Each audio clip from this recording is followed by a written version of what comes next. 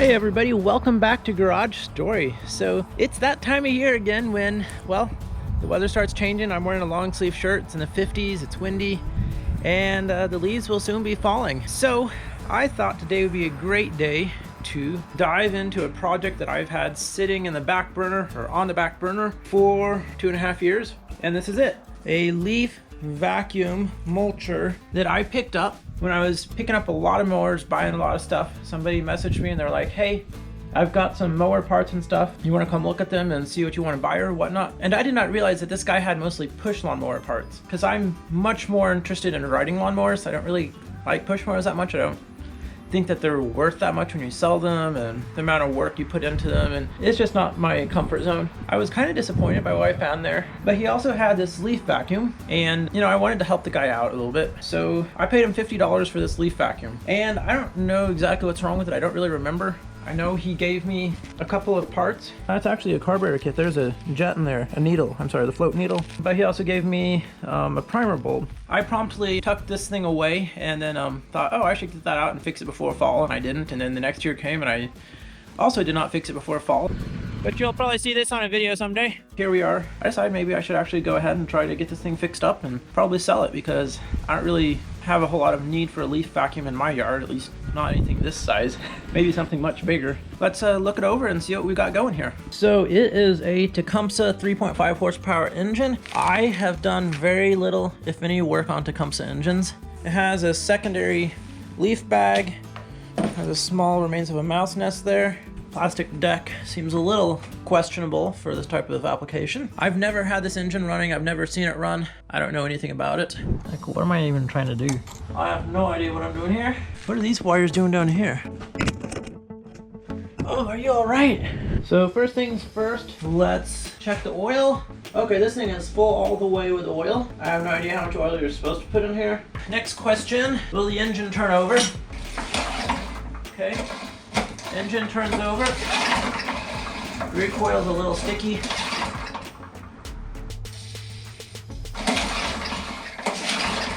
So I've got that recoil working halfway decent, and I know that there is compression. I have no idea if there's an on-off switch for this thing. There is no controls on the handlebar, so everything would be down here. It's a pretty simple setup. It looks like the throttle lever just grounds it out when you want to turn it off, so when you put the throttle on, it's on. Yeah, so that means with the throttle open, it's in run position.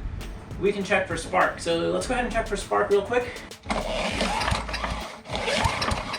Well, that's gonna present an issue in getting this thing running if you don't have any spark. There's not a whole lot of reasons that it wouldn't have spark. Basically, it's grounded out somewhere, or it's not generating a spark. Which could be due to rust on the flywheel or something like that. It does make me wonder, do I understand how the system works? What are these wires doing down here? So let's see if we can get the bag off of here. How's this come off? Oh, that was super easy. Maybe it won't run unless the bag is in there. Does this rod work as a part of the safety system? Let's see if that made any difference at all. Oh, wow. Yes, all right.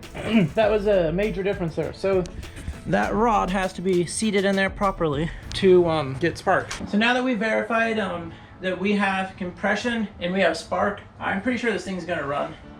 Now it's just kind of a matter of how bad the carburetor is. Really, that can make all the difference. Obviously, it's not gonna run well with that hole in the primer bulb. I don't know if the float really is an issue or not. You could argue that the crankcase is full of oil because there's actually fuel in there that is run through the float bowl, but okay. So the next course of action is going to be to check the air filter, which should be under there. Oh, that's nice, pretty convenient. That air filter looks brand new. So how would we get to this primer bulb? There's no screws holding it on like I would generally expect. It looks like there's a retaining ring. It almost looks like a locking tab type situation, kind of a one-way trip deal where you push it down there and it holds it in, which is interesting. I want to say it sounds not very serviceable. I'm thinking I'm going to get a small flathead screwdriver or pick and just try to pry that retaining ring out of there. I'm going to try this broken screwdriver, and if not, I have this ginormous set of cheap screwdrivers and picks. Like, what am I even trying to do? Am I just supposed to like dig into the bowl and pop this whole thing out, or what? Oh, there it goes. Okay, here comes a locking tab, a locking ring. Okay, Let's just see how hard it is to get the float bowl off. So this is one of the jets. It is dried out, but does not look bad. So here's my thought process. I don't want to take this apart any further than necessary. I have a few parts that came with it. Is it fastest just to try to install those parts since I have them, and that fixes as many problems as possible?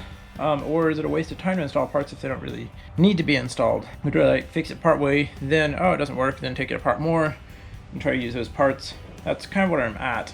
I don't want the float to get stuck and fill up the crankcase with fuel, and I don't know if it already is stuck. Okay, we're gonna take it off. We're doing it. We're taking it off. Oh, that gasket does not look bad. Oh, don't tell me you can't take it off all the way. It's trapped by the engine slightly. But what I can do is try to take a look in here and see how my float's operating. The float needle seems fine. Okay. Abort, abort, abort. Put it back together. I hope it'll go back together.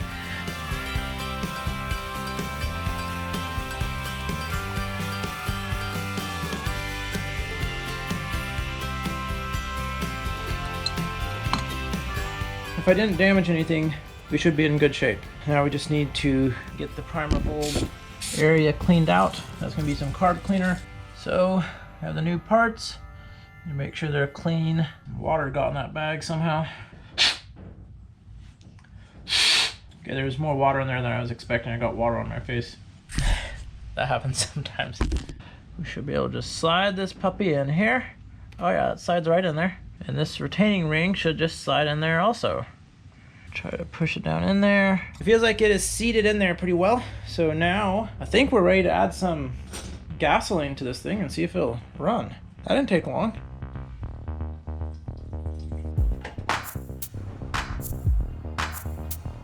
I have no idea what I'm doing here.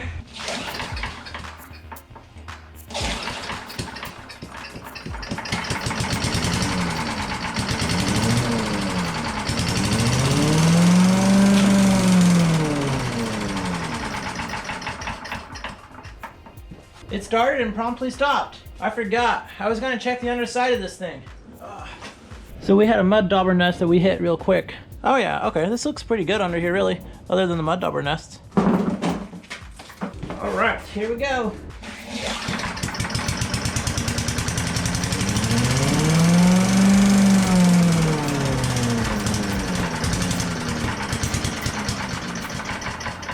We may have a carburetor problem here, we'll see.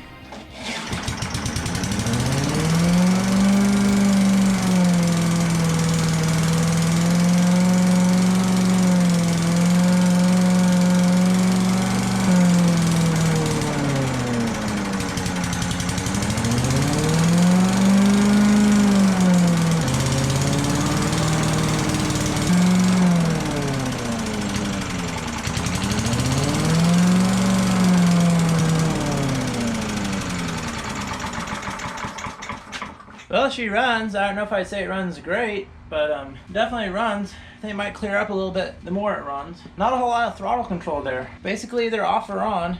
Thankfully it does govern itself some. So as I alluded to earlier, I haven't really messed with Tecumsehs much, but the one I have messed with was like a 7 horsepower horizontal shaft on a chipper shredder. And that thing scared me because it sounded like the governor wasn't working. It just kept revving higher and higher and higher, and I always shut it down. And it was like either it was just barely running, like about to die, or it was like screaming. This thing is a little similar. It's like either running full throttle, which thankfully the governor does seem to be keeping it from going higher and higher and higher, but it doesn't really idle a whole lot. It's like either it's running or it's not. I think at this point I'm basically just going to try this thing out for a little bit and see if it clears up any, and if it functions pretty well and good, I'll probably clean it up and list it up for sale. I am in search of leaves. It's not quite that far along in fall here yet.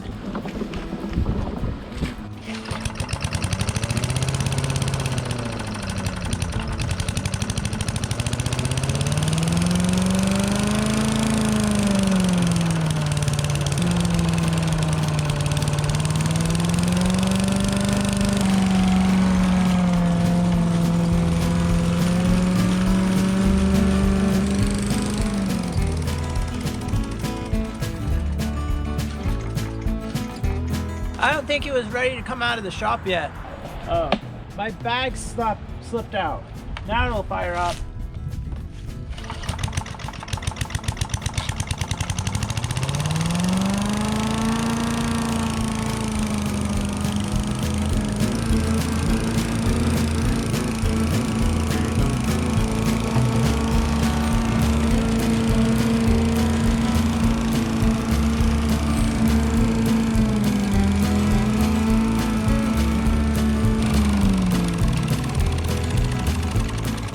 I don't know, maybe you can see better on the camera than I can, but I'm not sure how many leaves I'm sucking up with this thing.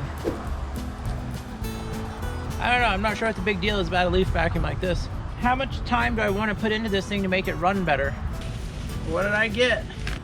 I didn't realize this had a zipper. I got a bunch of leaves in there, so it was definitely doing something. I went inside to get my tripod so I could film a little bit better with the leaf vacuum, and I came back outside and I was like, it feels dark out here, but it's full sun, not a cloud in the sky. Are my eyes going bad? Turns out today is a day of a partial solar eclipse, apparently, October 14th. I don't know much about these things. It's getting a little bit brighter, but it still feels kind of dusky out here. Kind of weird. I'm glad my eyes aren't going bad.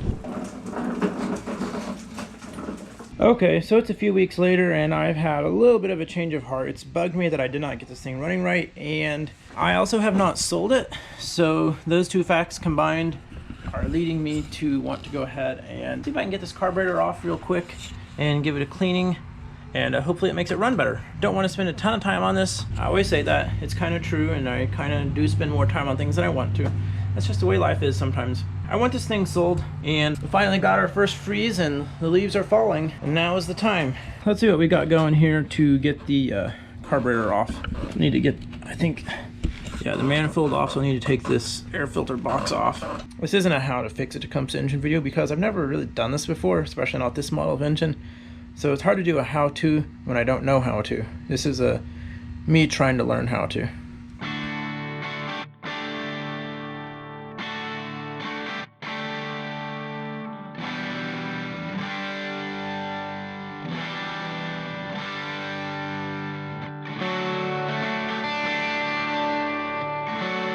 So I was just gonna time-lapse all this stuff, but this is just too crazy. I got to the carburetor pretty easily. I mean, I got the intake boot off, and I could have just sprayed carb cleaner through the passages I could get to there, and I called it a day and hoped that that was enough. But I was like, you know, I'm this far, I want to just get the carburetor off, but this carburetor doesn't come off easily. So we had this plate on top of the carburetor, which I did not want to take off because I didn't want to mess up anything. Oh, I think I messed it up. There we go. I was trying not to take that off. Eventually I did, and now I'm taking pictures, by the way, as I go so I can put stuff back together. But I can't get to these bolts back here. These ones, yeah, I can get to those, but not these. So I took the plate off, and I still can't get to those bolts. It is too tight for my 1/4-inch drive socket to get back in on this side. And here, I can get a wrench on there, but not a lot of turning going on. I can get a little bit. I was like, well, I guess I'll need to take off my intake manifold. Maybe you should just do this on the bench, right? I can't get that bolt off on my intake manifold because the exhaust is in the way. So it's like I need to take the exhaust off to take the intake manifold off to be able to split the carburetor from the intake manifold. Yeah. And if I knew all this up front, it'd be faster, yeah. But I kind of wonder if people who have smaller tools, maybe more specialty, could get that off of there. I don't know. Maybe if I tried harder I could, but it seemed like it was going to be a little bit painful. Yeah, this is why sometimes I don't like diving into projects too far, but on the other side, I'm learning stuff, and you know, it's kind of fun. It's just in the back of my mind, like, is this worth doing? You know, do I really want to do this? Let's see if we can get this thing running. All right, we finally got it out here, and let's get this carburetor apart and see what we can find here. Let's split the manifold. Did not take much to get it finger loose there.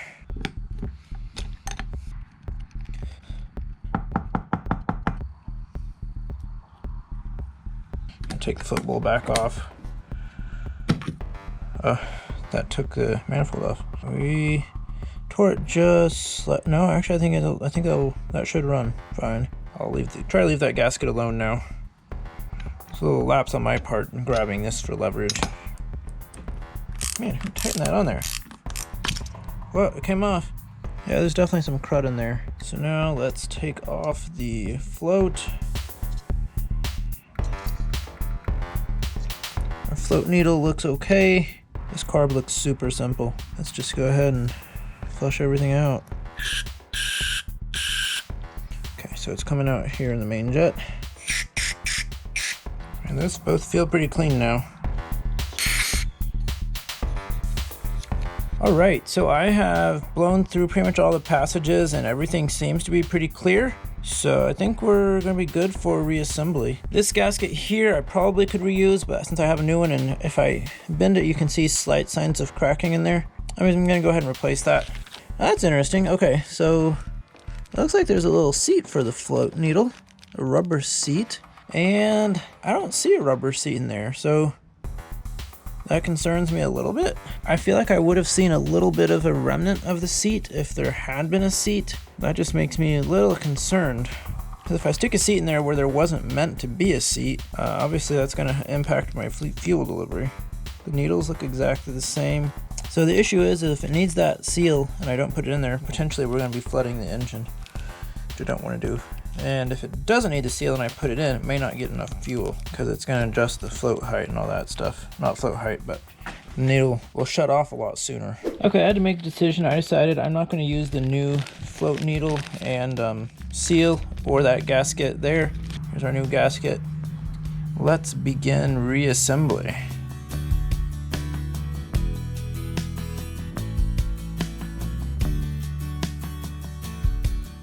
Alright, we have that in there just fine, and I don't think that float seat would have fit, honestly.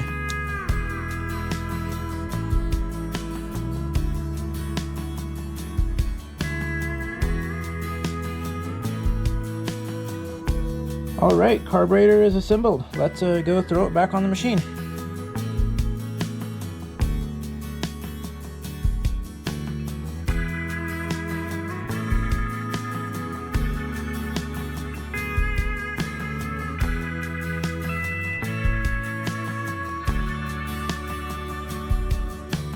All right, I think I got everything back together. Let's see if it runs. The real question is, will it run smoother than it did before?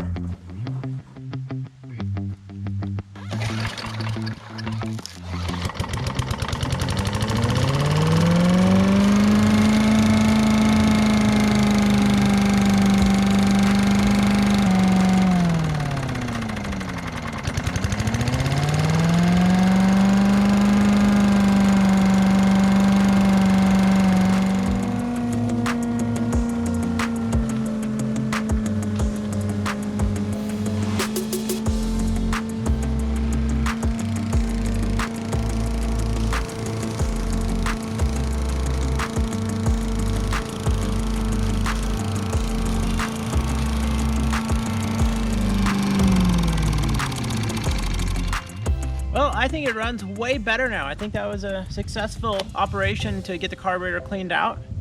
And I'm honestly pretty happy with the results as far as how it runs. I do think it has a little bit of blow by, but it still seems to have plenty of power. I still don't think it's useful for my yard. I don't know exactly why people love these, but maybe they work great under other circumstances other than what I have here. So sometimes you just have to be persistent and keep at it, and the second time around you'll fix the problem. I'm glad I did it. And thank you guys for joining me this beautiful day. As always, stay safe, keep making stories, and we'll catch you on the next one. I'm curious just how many leaves this thing actually has. Yeah, we got some. Not too great.